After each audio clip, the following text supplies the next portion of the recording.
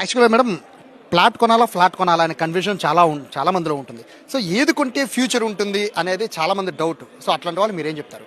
నేనైతే ప్లాటే కొనాలని సజెస్ట్ చేస్తానండి. ఎందుకంటే ఎప్పుడైనా భూమి మీద పెట్టిందే డబుల్ అవుతది. కోర్స్ ఫ్లాట్ కూడా బానే ఉంటది. బట్ ప్లాట్ అంటే దానికి ఎప్పటికైనా ఫ్యూచర్ ఉంటది. ఇట్స్ ఎ గోల్డ్ ఇన్వెస్ట్‌మెంట్ అండి. ఇన్వెస్ట్‌మెంట్ విషయానికొస్తే మేడం చాలామంది ఏ టైంలో సీజన్స్ కొన్ని ఉంటాయి మేడం. యాక్చువల్‌గా ఇప్పుడు మనం కార్స్ ఏమైనా కొనాలంటే ఇయర్ ఎండింగ్‌లో ఎవరు కొనరు. సో నెక్స్ట్ ఇయర్ చేంజ్ అయిపోతుంది. అలాగే మనము ప్రాపర్టీ కొనాలన్నా కూడా పర్టికులర్ టైమ్స్ ఉంటాయని ఎదురు చూస్తుంటారు. యాక్చువల్‌గా ఏ టైంలో ప్రాపర్టీ కొనాలి అనే దానికి ఏమన్నా నిర్దిష్టమైన టైం ఉంటుందా మేడం?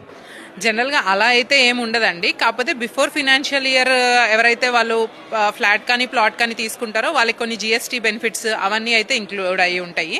సో ఇప్పుడు ఎస్పెషల్లీ పండగ టైమ్స్, సంక్రాంతి టైమ్స్లో ఇప్పుడు మన క్రెడై ప్రాపర్టీ షోలో కొన్ని ఆఫర్స్ జరుగుతున్నాయి కాబట్టి ఇప్పుడైతే ఎవరైతే వచ్చి స్టాల్ తీసుకుంటారో వాళ్ళకి కొన్ని ప్రివిలేజెస్, ఇప్పుడు మనం అయితే బ్రహ్మఋషి తరఫున ఎవరైతే ప్లాట్ తీసుకుంటారో వాళ్ళకి 10 గ్రామ్స్ గోల్డ్ కాయిన్ అనేది ఫ్రీగా ఇస్తున్నామండి.